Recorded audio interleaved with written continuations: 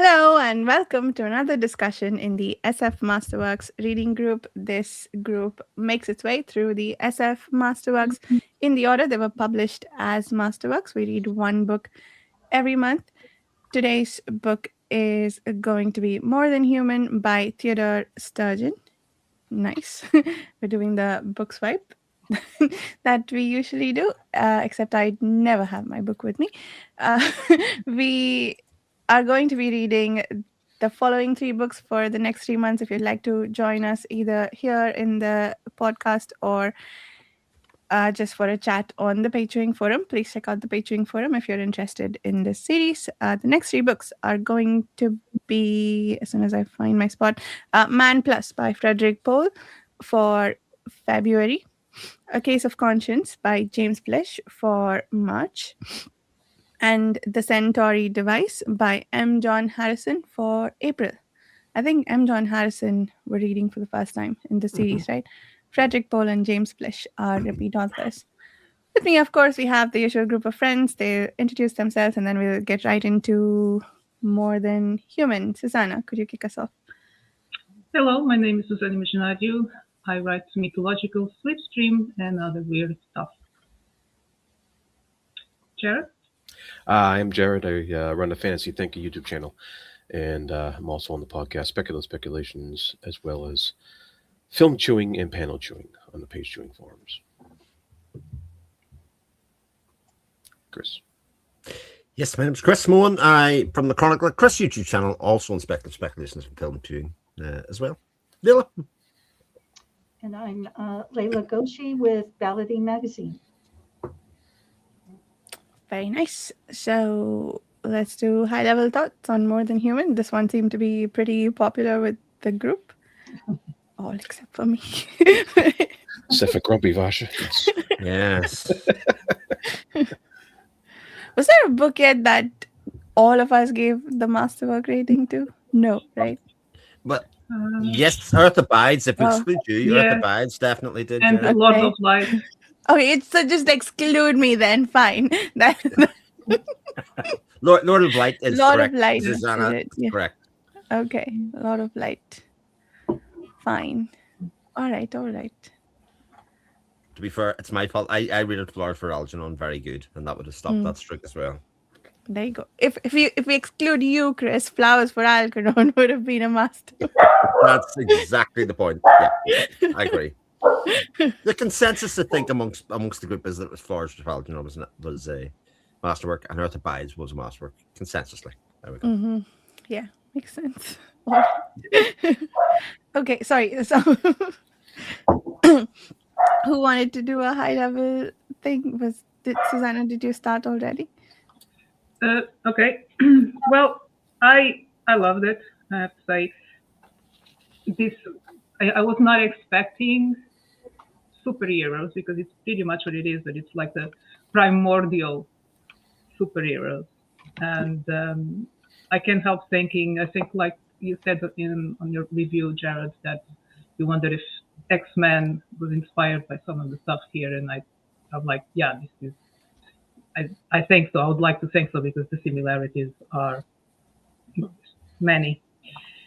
But it's so psychological. It's so intense, and more than people with superpowers or the next stage in human evolution, etc. All concepts that we are familiar now, but back then I bet they were quite revolutionary and maybe even, scandalous. And it was this book was almost disturbing in the degree of sexual repression in it.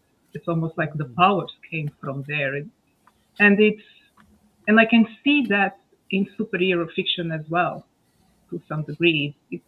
Everything is overly sexualized, but here it was more an internal thing, a psychological thing.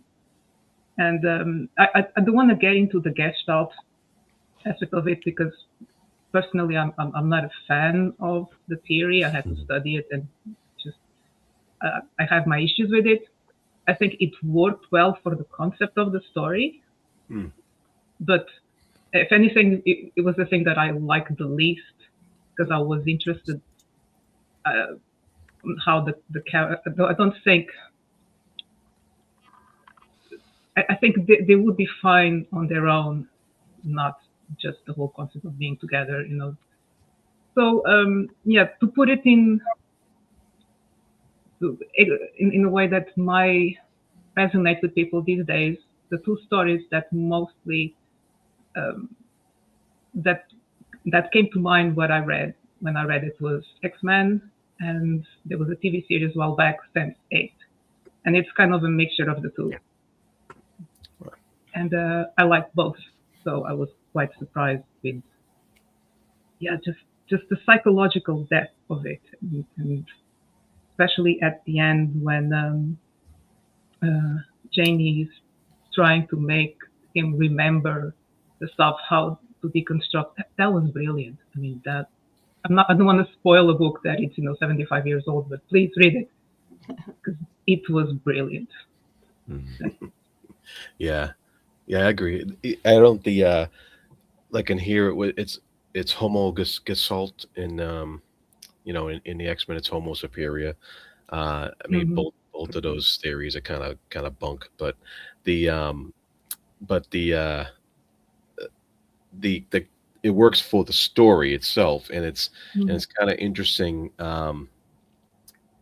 I love the three act structure of this book and how the each each act, like when we went into part two, I felt like we started a different novel at first, and I was like, "Oh, what's going on here?"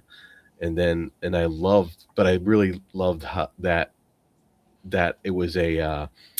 it was somebody visiting a psychiatrist or what have you, or a psychologist, whatever they were back then, the and they had that, like you said, that psychological breakdown of the person trying to figure out who they were and get all this past and stuff like that, and then how it's eventually subtly ties into the first story, and then Hmm. the same thing with part three um, when you're once again thrust into a what could be taken as a different story, and then eventually it all ties together into one story, and I really appreciated how he structured it and how he put it all together like that.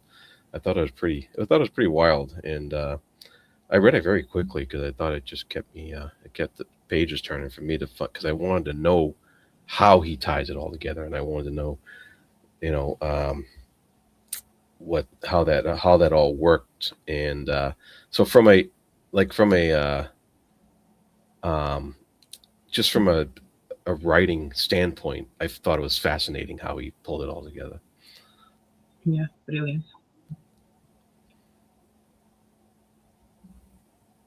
There you go. Oh, me next.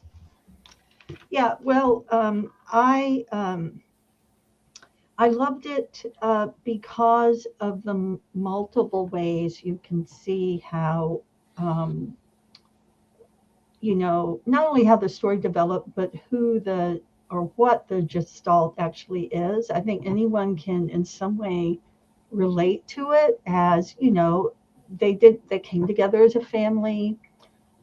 Teamwork makes the dream work, as they say.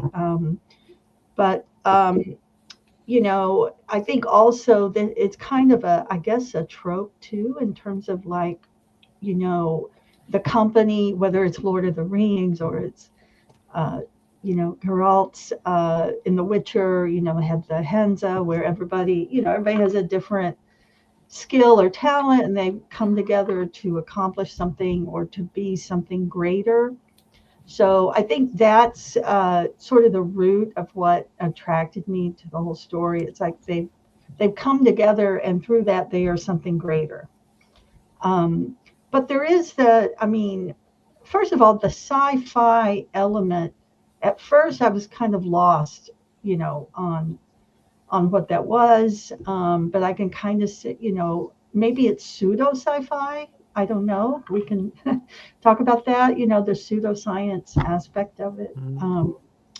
And again, just like Jared said, the structure. And I think, you know, I went from thinking, okay, this is an interesting story. Where is it going? But when I got to the point where he said this, this is a new entity. I forget how he said it, but this new entity, this is Homo Gestalt. I I kind of thought back to what had led us up to that point, and I just like how he was bringing it together. They weren't in-depth characters, but at the same time, I thought they were characters of interest. I was interested in the characters. Sometimes wanted to know more. We didn't get that. That's fine. Yeah, that's my first thought. Cool. Yeah, it's such an interesting book because I was swayed by the idea that Jared had posted in his review, basically saying that it did all come together at the end. You know, what I mean, these kind of disparate parts seemed the thing, and I think knowing that really helped actually the read in some ways, because then it became a puzzle box all the way through. When you started the second bit, you started the third part, you were like, who are they referring to? Who are these characters really? Because they sort of played with the ideas that we knew some of the characters, we didn't know some of the characters, and some people were referred to by their names. Sometimes they were referred to by the characters' physical characteristics, by the racial characteristics, that kind of stuff. So it kind of was trying to put all of that together. I found this book quite different in some ways. I do agree with you, Leila, insofar as I'm not sure that the characters were super fleshed out, but this feels like, maybe alongside something like Flowers for Algernon, one of the most emotional books. There's quite a lot of emotional beats that happen throughout this book as characters do this self-exploration about why they're feeling certain ways or why they might have done certain things. And some of them were really shocking, I have to say. There's a lot of themes of coercion, control, abuse, all of that going through the story. And there were times where I just had to sit back and go, this is really doing things that most other SF Masterworks aren't really playing in this field at all. They're not really doing that kind of emotional storytelling in the beats. And the fact that all of the Gestalt comes out of basically people who are cast-offs or people that are not seen as they're seen as less than human in society, and that they come together and make something more than human, I think is really, really powerful as a story beat. And I hadn't thought about sensate like Susanna, but you're absolutely bang on the money. I was thinking more something like Voltron, where they come together and make the super robot, kind of thing. The same, but I like the telepathic link that there is in Sensate, which is a show that not enough people have seen, unfortunately. But yeah, great.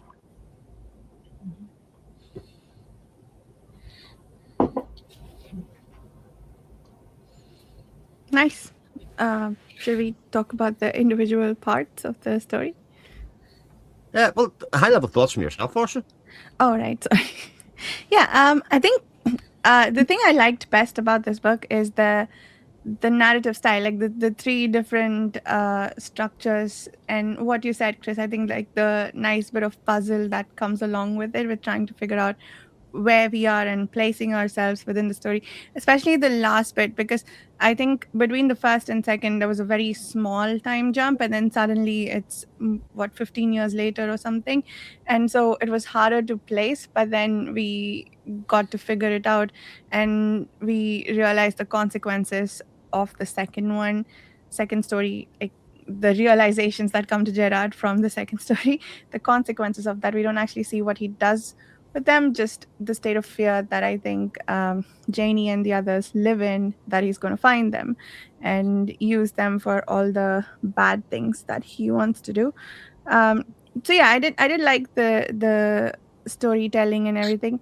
Yeah, just like for me, I found the book for some reason maybe really boring, and maybe it had something to do with the fact that the characters weren't fully fleshed out, or I don't even want to say like criticize it like objectively, because I don't think there was anything wrong with the book. It was just me.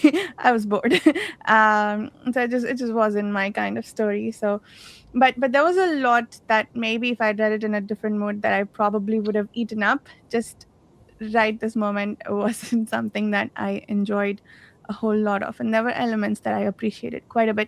I think the whole thing around Homo Gestalt and the implications, I think I kind of liked the discussion about morality, but I don't think I'm too happy with how they defined morality as an external influence of like rules.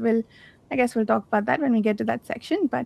Um, but yeah, like I had issues like philosophically with the book, but that wasn't the main reason why I didn't enjoy it. It was mostly that I got bored. So yeah, which is just not an objective statement at all. That's just me. So Mhm. It's an experiential statement, though. Yeah. You talk about, we often read for enjoyment, not for learning anything. And if the two things happen at the same time, that can be good, but primarily for enjoyment. So yeah. Yeah, Mhm. that makes sense. Mhm. Cool. Yeah.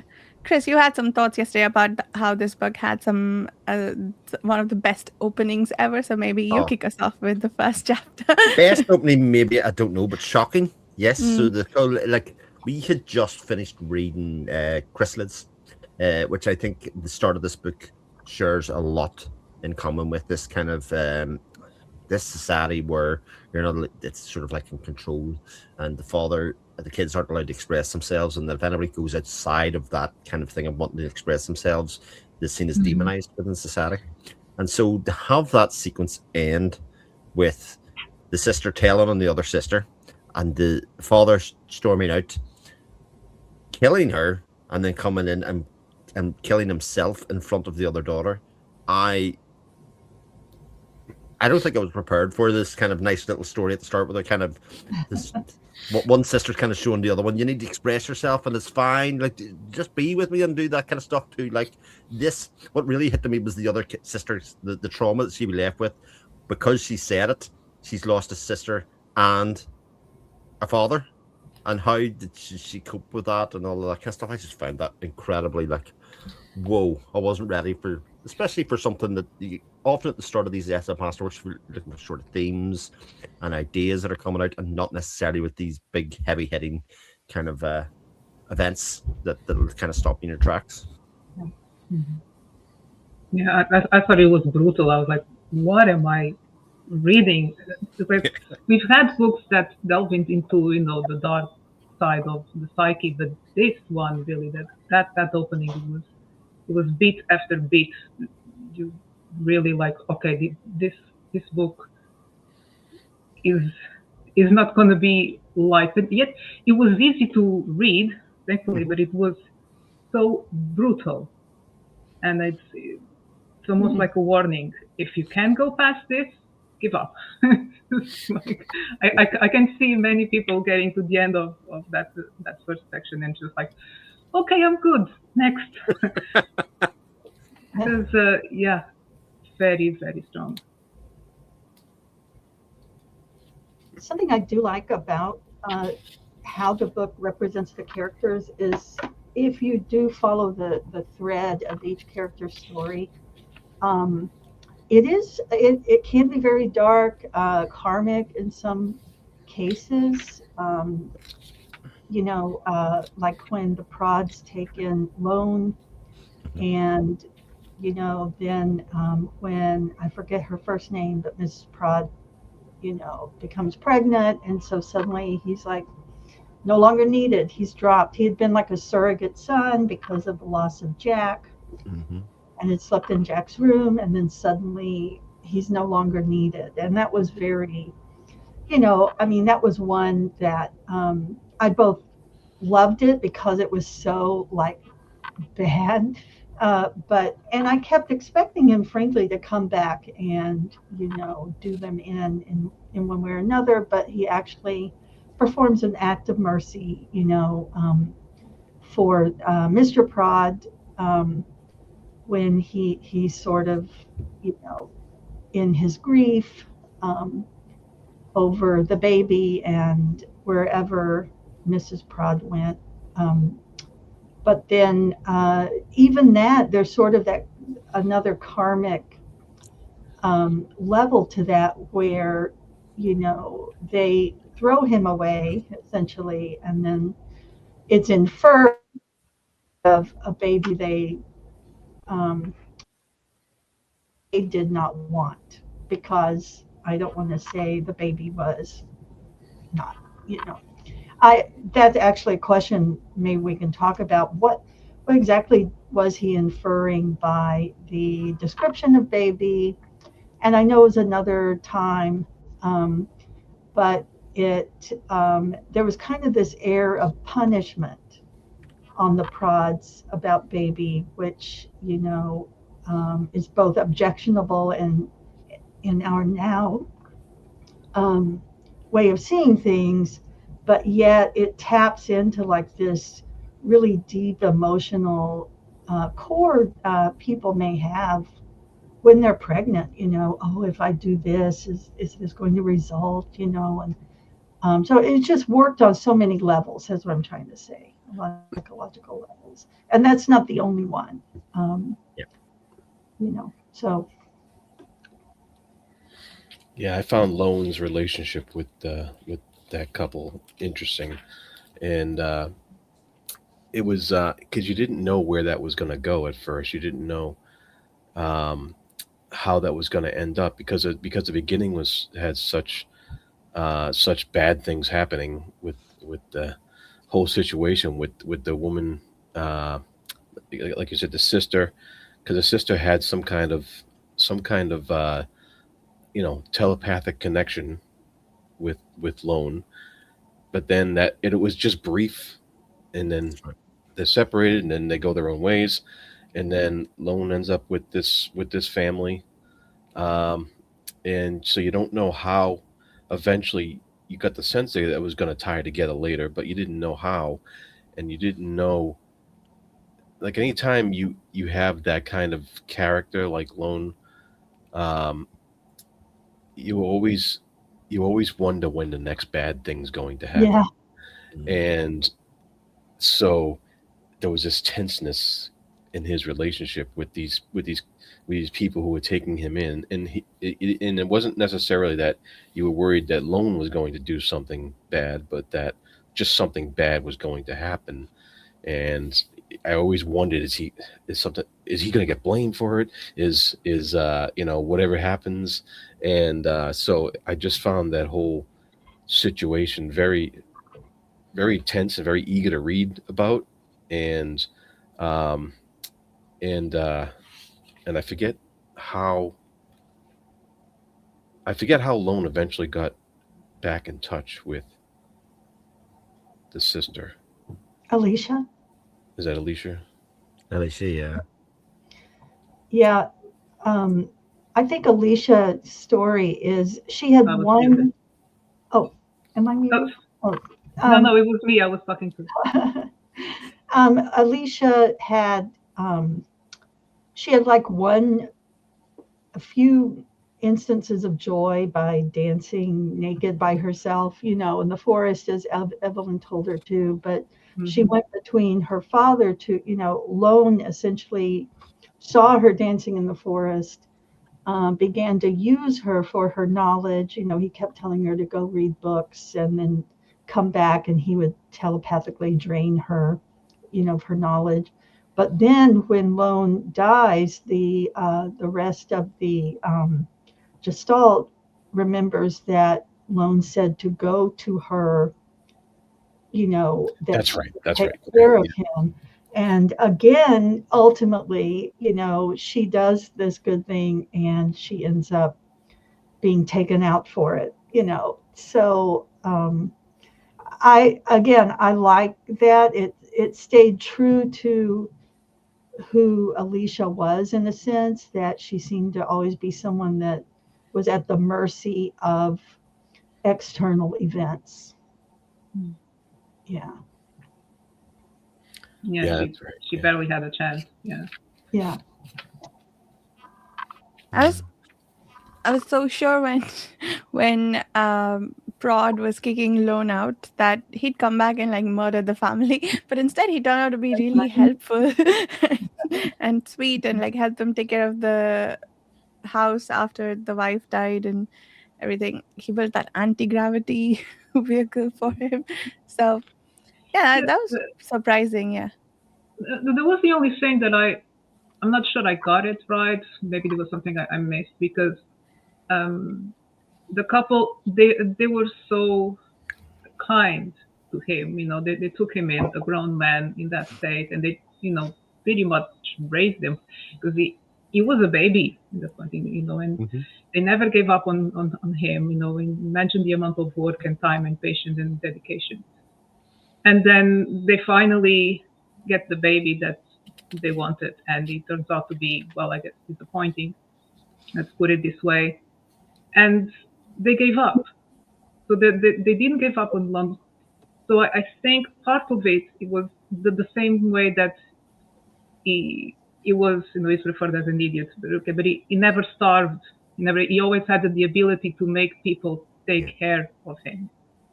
So I question just actually how kind and charitable the couple really was, or if it was Lone inadvertently using his power on them the way that he did before when he was begging, because he never asked for more than he needed, but he never went hungry, and he never went cold. He always had the way to make people do what he wanted, what he needed.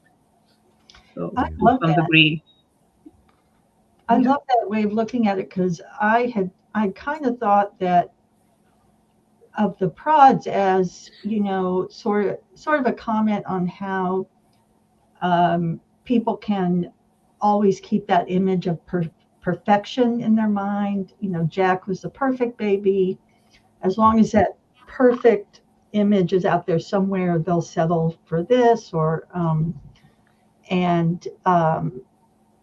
when baby was born, that they just snapped. But I like your idea better. I like your yeah, because it was his power, and the difference between him and what's his name? I'm terrible with names. I have to put the names up. Jerry. Oh, yeah. Was that Lone? He was a nice guy. He was using his power almost without realizing for most of his life, right? Jerry, he knew exactly the power he had, and he used it and abused it. Yeah, I like how they set it, the morality of the prods and of Lone. The fact that they did take him in and raise him. They did discard Lone when they had their own biological child, but Lone was already seen as imperfect by society anyway, and much the same way as they viewed their own child when it came along, and discarded him. So they were sort of consistent, but there was this kind of this idea. It wasn't confirmed later when they met Prod again that they had just accepted that their child had died, rather than that it did not die, but that the child was dead because it was sort of imperfect again. And I think they were sort of showing that they either hadn't the fortitude or the understanding to accept the kind of not perfect life, if you know what I mean. They couldn't handle that, and they sort of ran away from it. But they weren't seen as necessarily bad people, and you can actually see how Lone's morality came partly from the prods as well, because of that. It was consistent in that way. And you're right, like society was judging Lone as being as a half-wit, constantly referred to as a half-wit throughout the book, but he was incredibly self-sufficient. He never starved. In fact, even when the rest of the kids came to meet him in the cave, he was making himself a very hearty dinner, he killed game, he was cooking it, he could do all of those things. It was just about how people projected what he could do by how he looked and how he presented himself to them, and the mistakes that are made from that, which sort of comes full circle with the end of the book when they talk about the Gestalt and the fact that the sum of the parts being greater than the one, and they were sort of going to could wipe out humanity in their own way, by how they view, and the ethics and all that comes around. I'm sure we'll come to that. But I thought that was really interesting about how the morality of both Lone and Prods came out, especially when it came to making the anti-gravity device and all of that kind of stuff. It was all just for good. And then you contrast Lone with Jerry, who was coming in chapter 2. Yeah, I like that. And this reminds me, Lone and Baby and even the others in the Gestalt, they weren't appreciated for the gifts that they did have. Yeah, not at all. Yeah, and that's very, and that's how it relates. Kind of, that's very X-Men like they're not appreciated for what they are able to do. and it's not. And they're more feared than anything else. They even when they get let into Alicia's house, and just like she first looks at them all like, ah, the horror. Look at these kids. They're dirty. They're unkempt. They have no manners. They all of a sudden one of them is popping across the room and teleporting across the room, and which is hilarious. And the uh so that instead of seeing that and saying, wow, that's something amazing, it's more of a like, ah, that's horrible, you're not normal, cut it out. And Yeah. so I it's a very interesting, that was a very interesting exploration of that part of it, that no matter what amazing things that these people could do, if they're not a part of the normal society, they won't be accepted. It doesn't matter how amazing it is, you know. Mhm. Mhm. Like Janie's own mother finds her creepy and she freely talks to people about that. I don't remember if we had a scene where Janie overheard that, but I think she definitely senses how her mother feels about her. And she had to find safety with the twins. And I I don't think I caught how she ended up just wandering the forest. What happened there before she found Lone? Who, I Alicia? thought she ran away. Janie I, and the twins. yeah, they all ran away together, didn't they? Because Yeah, Oh, they ran they away. were sort of excluded from the apartment building or whatever they were together. I They see. sort of Okay. they found friendship and kinship there, and they were sort of looked down on by their elders and their parents and Mm. that kind of stuff. So they kind of escaped together, and then Okay. they starved until they got the loan. He was then they Mm. created this first part of the Gestalt, if you want. Makes sense. Mhm. Yeah.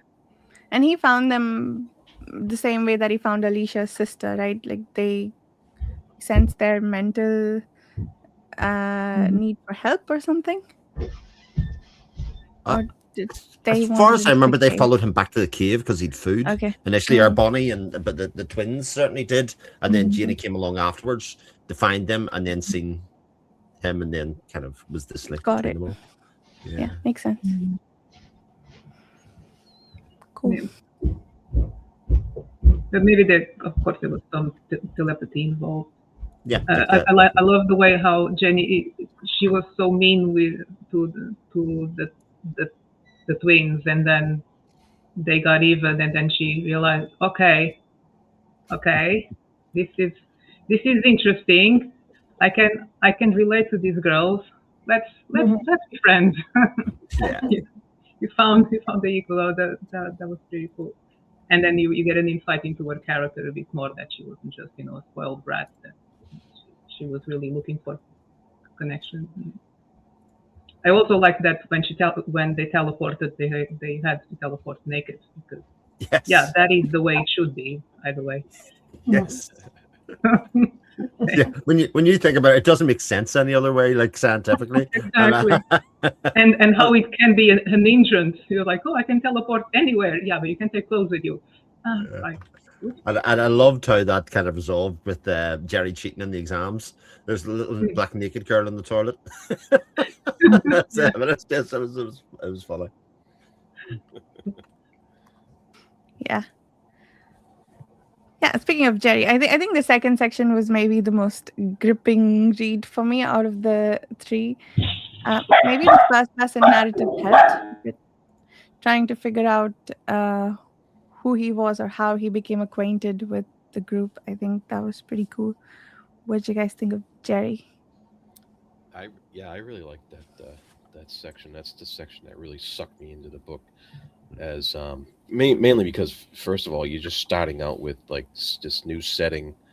You know, he's in a he's seeing this stern guy who's like this psychologist, whatever, and he's um and you're just starting off with this completely new setting. But I love how like I love how he's breaking down his defenses as they're talking, and how he just keeps poking in the right places, and he keeps digging and digging, and how and I love how the story of Jerry's story was eventually coming out in these episodes, and I think that I just thought it was really cool how, and I thought it was really tense as well, because you didn't know if eventually you didn't know how Jerry was going to if he was going to snap or blow up or just lose his shit, and and the uh and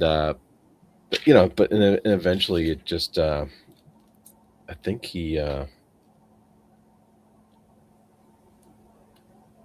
I forget how it ended exactly, but He but I he just kind of snaps. He remembers what he did. We kind of shift the point of view. So he's like living it through. There was a moment when he's living the events through the eyes of Alicia, and then switches back. But that whole sequence was genius. Like the psychiatrist, he was amazing. He was doing everything spot on. He was just dealing with the mind that could never be properly psychoanalyzed. But what he did, like the yeah science there was spot on, and how he then shifts. Mm. Yeah, yeah I didn't see that one coming. I was like, where is this going? Why? And then it's been a while until it was a part of the book where things kind of got a bit mellow, where it felt like, oh, there's nothing brutal going on, and then bang, just here it is, just in case you relax. And, Yeah. so clever. yeah yeah very very cool. Yeah. And there's that trope that kind of comes again. This book's 53, but a trope that has been used in movies 1,000,000,000 times. This idea of the word association with baby was 3, and the kind of use of that over and over again Yeah. as a repetitive thing, and us trying to make sense of what was baby's 3. And then when they actually put it in context of the thing, as a reader, you're like, oh my god, yes, okay, right, I get what's Yeah. happening here, and then associating that with the murder then of Yeah. Alicia at the same time. It was like a really well done revelation in the book because of how they did it literally through the book. It was really powerful. I really enjoyed that. But it is exactly how it works. Yeah. Why it was so accurate, and using that as a plot device as well. It's genius. Yeah. Amazing. I've been trying to think. The group itself, was it? And I keep kind of obsessing over baby. So baby is really the brains of the group. So how would do the others represent different abilities of the body or aspects of the body? I didn't really get it like that, actually, Leila, because you would think like the arms and the legs, etc. But if you think of the chain, baby could only talk to Janie. Because without Janie in the link, nobody else could really talk to and speak to Janie in that way. So it was almost like a chain of information going on. Jerry could control the rest of the world, you know what I mean, with his eyes, and he could interface with other people. Janie couldn't do that. But so each by themselves, like baby lay on the table, couldn't do anything. Like it was almost described as the mongoloid in the story, that nobody could do. But again, put them all together in a link in a chain, and they became kind of this very powerful, almost unstoppable. They sort of subverted all of humanity in the way that they worked in some ways. But you'd remove one of the chains out, which is the idea of the Gestalt, and it doesn't function in the same way. But that's why the key bit at the end, when they said, well, actually, can we be replaced? Can this chain and link be replaced? And the answer being yes. It was this big revelation then that this would grow more parts, or each of the pieces were replaceable in some way, and therefore it could keep on functioning without the individual, which was where we were sort of Right. halfway through chapter 3. Because Jerry replaced Lone, right? Yeah. Yeah. And so the idea is that eventually they would find another piece to fill in the link if they needed to. And they talked about that as immortality then, this idea that they would all live forever because those skills and those kind of pieces that put together could sustain then beyond the human body in a way that's different from humanity. Yeah, that. Sorry, go ahead, Lila. No, so you mean the group would live forever? The group Mhm. lives Yep. because from that. But not, Oh, and not I just the group. I think I can see other groups forming with different abilities. similar abilities. Something I was thinking as you were describing that, Chris, is, as you said, Janie is like, to me, Janie is like the nervous system. I mean, she's tapped into the brain, and then Jerry is like I like the that. eyes. I couldn't quite, is Lone like the skin? I mean, he's like the outer representation. I don't know. I was going deep down the rabbit hole, but Interesting. it could be nothing too. It could be nothing. I think they did refer to Bonnie and Beanie at some point as But- hands. Other just aspects. Yeah, I think they did as the mobile aspect of it. Yeah. But then that would make Jerry the body. Because you already have a brain. How would that work? The eyes, I just thought it was associated Definitely Jerry with not the the eyes, heart. so we could see the outside world and interface on that part. But Lone did that, as we said beforehand, and you see actually how much even Jerry misses Lone when Lone's out of the group. The group. Lone's also the moral center. He's also the person that has the morality because he was the one that was effectively raised. If you know what I mean, he was the one reared, and again, that idea of ethics and morality kind of comes in. He had the morality because he was parented and got it from his parents, the prods, so to speak. Whereas the other kids didn't. They didn't have any of that, so they didn't feel things like shame and all that kind of stuff. That's a great point. Yeah. I was sort of hoping that Lone was going to actually be alive. I had that hope all the way through the book. Yeah. It was such a long time, and I was like, what? How? When? Why? Okay. Yeah, It he was just such gone. Just done. Time passed. He slipped and fell basically, and then went because he was the heart of the group. He was the one that kept them all right. He's the one that fed them at the start. That was again. He's the provider, the supplier, but also the almost like the father of the group because he was the first. In some ways, to show them some leadership, and then when he went away, there was kind of this like dark part where Jerry was protecting the group, but he did it by murdering Alicia. He did it by protecting them, from the outside world, from the almost like a fear element, as you would because he had greater powers and greater influence, and he could exert that over people. And that stage, whereas Lone obviously did it somewhere very differently. Where do you think, where do you think Evelyn would have fit in if she had lived? Because it seemed that Lone and Evelyn had the deepest connection of anyone else Lone had met. So, would he have needed anyone else, or would that have overwhelmed his sensibilities toward anyone else? Yeah. It's a good question where Evelyn, because we never really got much of a sense of what Evelyn's power was. Maybe something like she was a battery of some sort. She got the energy. She seemed to be this idea that she wanted to express her sexuality. You referred to it at the start, actually, Susanna, about the sexual repression kind of element of it and how that's seen as evil, etc. But we don't get a sense of how that was going to manifest for her in terms of because again, they're very young kids. All of these, they didn't grow into their forms until much later of what they were going to be able to do, other than the twins who could just disappear. Yeah, I didn't get a great impression though. Of course, she had the telepathic ability, but her whole obsession with touch is something that she almost wanted to bring out. And she, in a way, she brought him out of himself. She almost awakened his powers of making him aware. So I don't know. Maybe it would have helped with the morality of the kids if they stay together and feel together. Yeah, that's a good point. Different Maybe because it was very cold in that regard. He knew right from wrong, but he couldn't love anymore. So he gave the kids everything but love. Hmm. Oh, good point. That's a good point. That she brought him. She brought him some sort of level of awareness. Yeah. And maybe that was part of her ability was just to bring things out of people and help enhance them somehow. Because Lone definitely had. He was very animalistic prior to that encounter, and Mhm. he seemed to have a bit more of a self-realization after that. Yeah.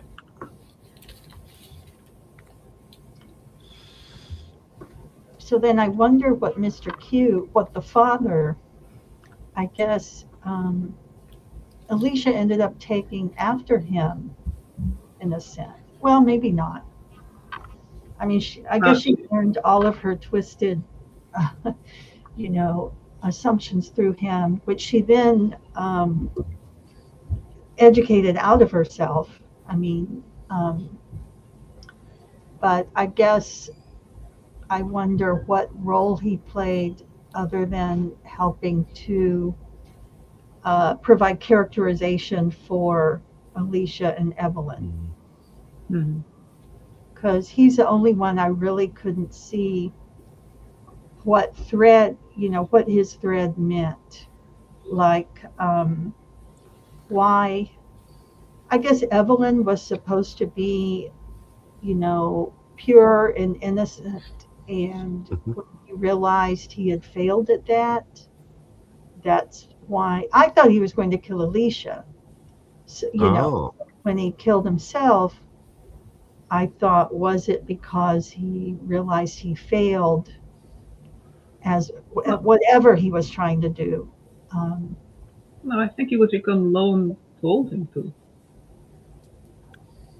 Alone what? I interpreted as that Lone told them to kill himself afterwards. It kind of Oh, put the that's thought in his mind. Yeah, oh yeah, I like that. it didn't came from him. Yeah. Oh, okay, all right. Interesting. I didn't get that. Much That more makes sense. yeah. Okay. Because I just thought he had internalized his trauma, because he didn't see Alicia at that stage. Remember, he came home when she was trying to speak to him, and Mm. he had that glassy-eyed kind of thing. But again, that, Mhm. that glassy-eyed is someone under somebody else's control rather than just their trauma. I hadn't really thought about that. But very nice, Susanna. Yeah. Yeah, I love that. I wasn't giving Lone as much agency as you noticed in him, and that's pretty cool, actually. So it's really subtle, Yeah. Mhm. but it's there. Yeah, yeah, There is a lot between the lines. Yeah. yeah. The interesting thing for me, especially with going through that psychiatrist bit with Stern, is that book 3 almost mirrors it in some ways. This sort of unpacking through memory and going Mm. backwards. It's almost like Jerry used what he learned through Stern to suppress Hip, as it was, and how to do that in some ways, and using Baby to do it, which I thought, one part of that chapter 3, I was like frustrated, like they'd use the same trick again, but again, it makes complete sense within the framework of what Jerry's very limited understanding of himself and the world kind of came from. So it did work very well in that way. Mm. Yeah. And if Hip hadn't been such a strong character, he had a very strong psyche, he might have succeeded. Yeah. It was genius because they mentioned the two boys in the orphanage, and we see what happened to Jerry, and then we see where Hip is going, and Hip isn't mentioned at all for most Mhm. of the book. And then you just for pages and pages it's like, okay, how does this happen? And then when everything comes together, it's genius. It's a great character, I have to say. Again, they introduce a sort of quote unquote new character for chapter 3 to base it around their experience, and then have. I think we realize it's probably Janie quite quickly, because that seems to be the character that it's going to be. The only question then is Hip just another name for somebody else at that stage. We weren't quite sure, but then when we get into the last part of that chapter, we get a sense of kind of his military history and kind of the events that happened around that. And we unpack it at the same time as him, because it's this really nice thing of Janie knows everything. It's almost like a godlike complex, but knows that it's ineffective just to tell him, because he has to work it out himself, and knows every time he dreams and every time he thinks, he extracts just a little bit, but he has somebody there to make sense of it for him, which is really, really satisfying, I think, to read again. The further I got into that last part of the book, the slower I was reading it, is the more that you kind of had to process, a bit like Hip himself was like, oh, right, okay, so that means that means that means that, and it sort of slowed everything down, which is almost the opposite of what usually happens when you get towards the end of the book. What's exciting, it kind of speeds up on you, and I found the opposite, actually. Yeah, I really like the way she explained it to him about why she can't just tell him. Like when she pointed out that she had tried placing the rod in his hand so many times, and Yes. it took him a while to realize that it was there and understand its significance. So yeah, I really like that explanation she gave him, and then his own internalization of that, and like realizing he needs to work it out for himself. Oh yeah, it was, Something else I enjoyed we haven't talked about yet is the anti-gravity device. Yes. And I like that he put that in there. I think that's been a long, I think within whatever national security or whatever, there's like this long running search for, how to develop anti-gravity, because that's like one of the,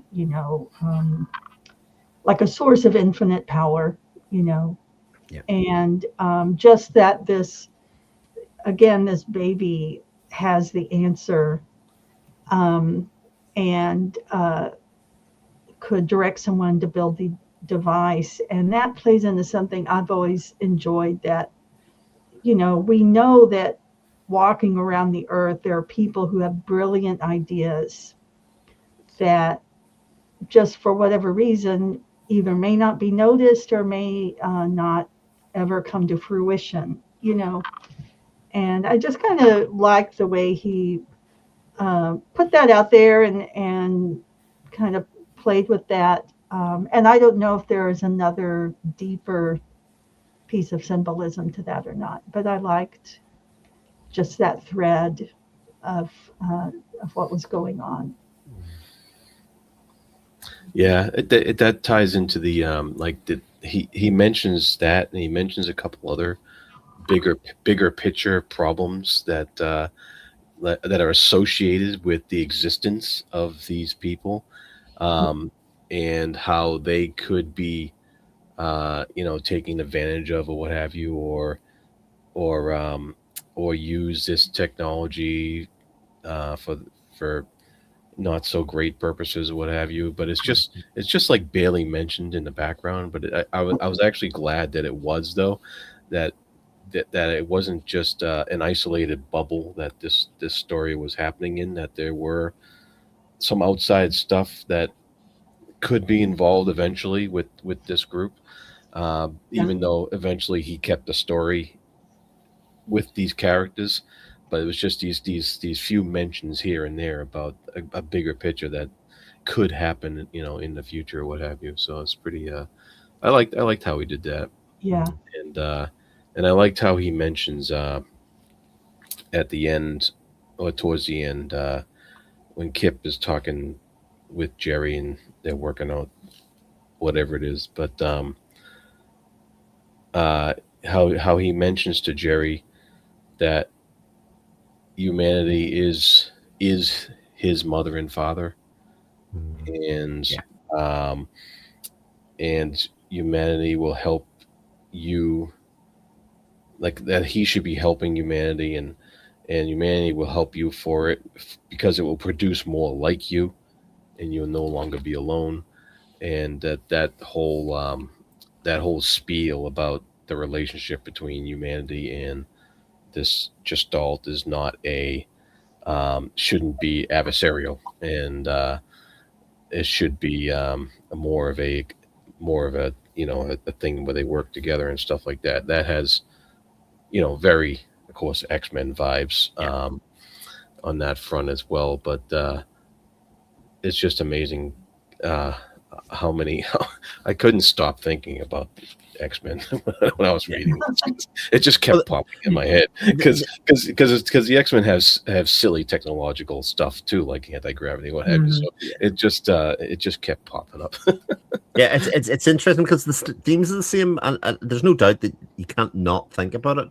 But the way that it approaches the superpower element is different, because obviously the X-Men have their own individual abilities that they can enforce in order, whereas this is more the kind of the Voltron thing that I was kind of talking about at the start. Yeah. The kind of that they need each other, and there's a reliance on each other because of that. So I liked how it was the same but different as well, which I think it's always nice to examine an issue from multiple takes.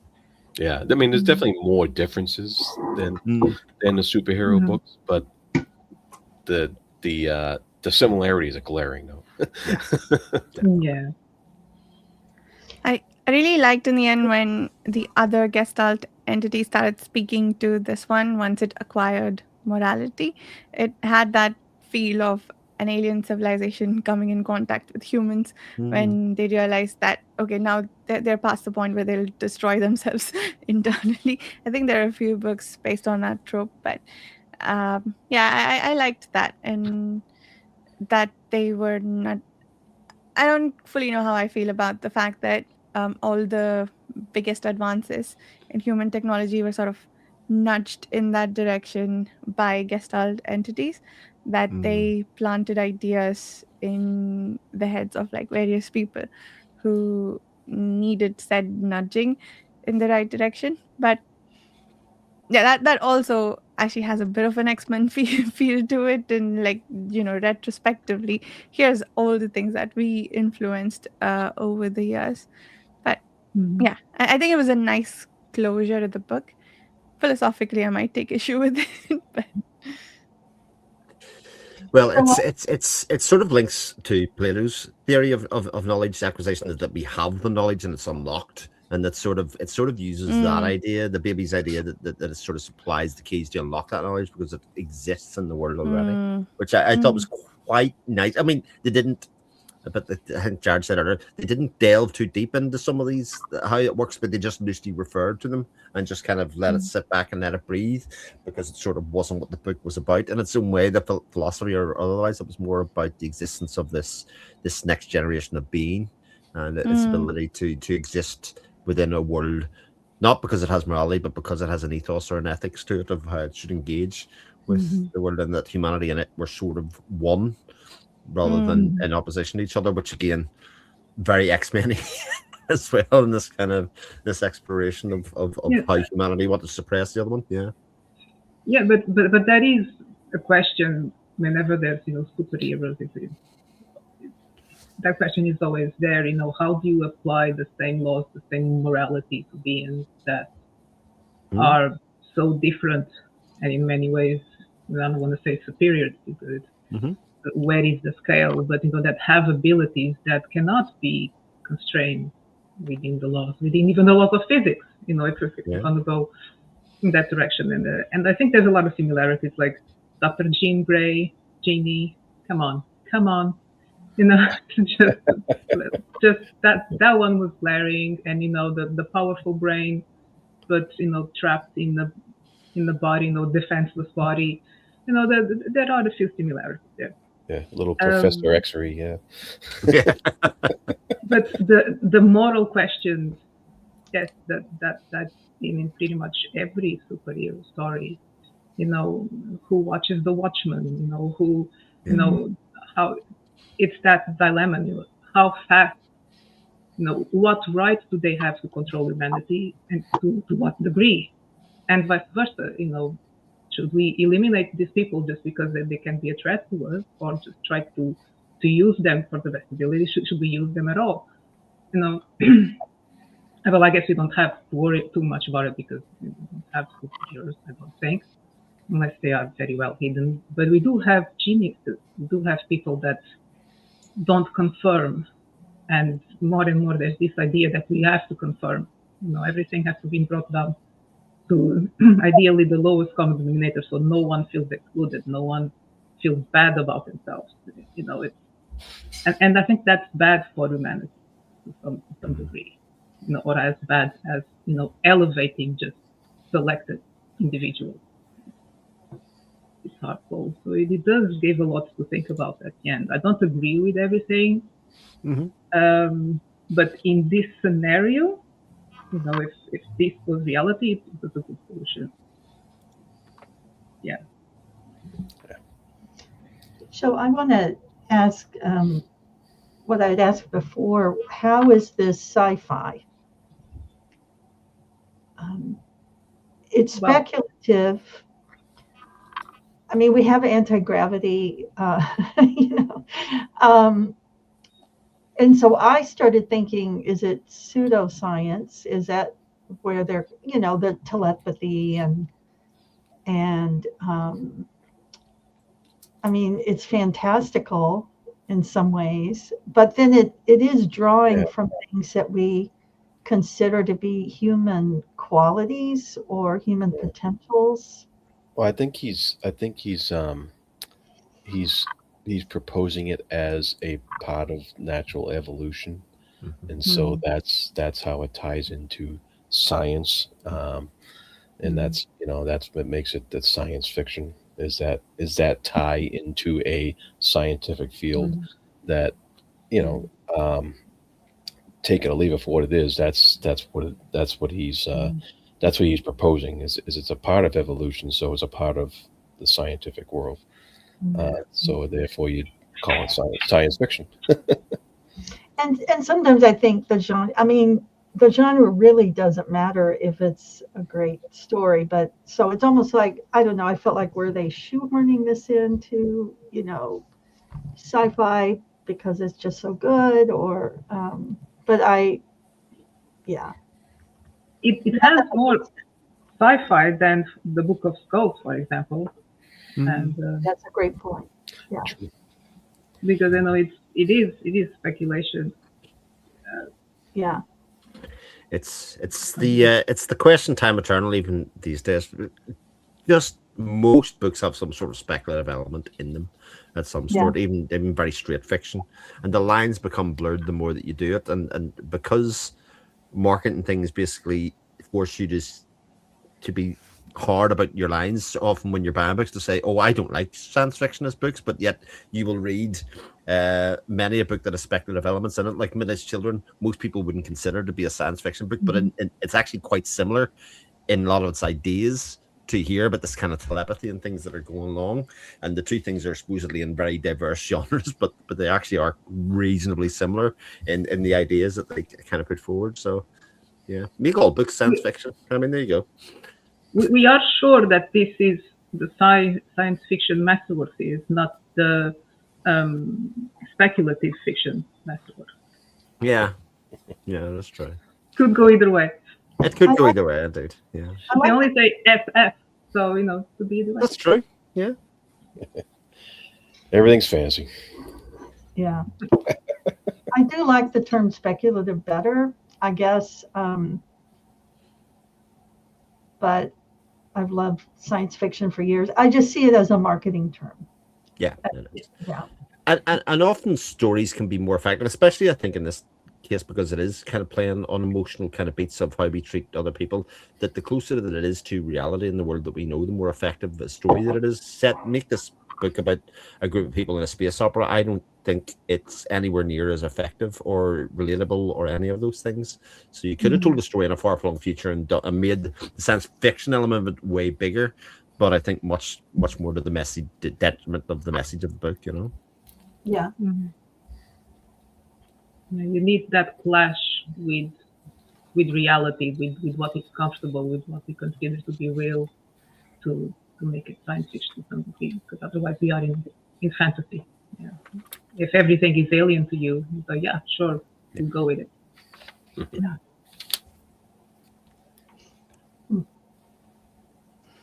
Makes sense. Anything else before we wrap up? No. No, Really good book. Out. Good book. Go out Another and get book that I would never pick up otherwise. Yes, I agree with that. I'm so glad I did. Yeah, Yeah. that is true. Cool. Yeah, then let's wrap up. We will be reading once again Man Plus in the month of February, then A Case of Conscience by James Blish, and that's March. And wait, the final book, The Centauri Device by M. John Harrison. I closed my Worlds Without End browser tab. But yeah, that's what we're reading for the next 3 months. Once again, if you'd like to join us, please check out the Patreon forum. That's where we do all the planning. Thank you so much for listening, and we'll see you soon.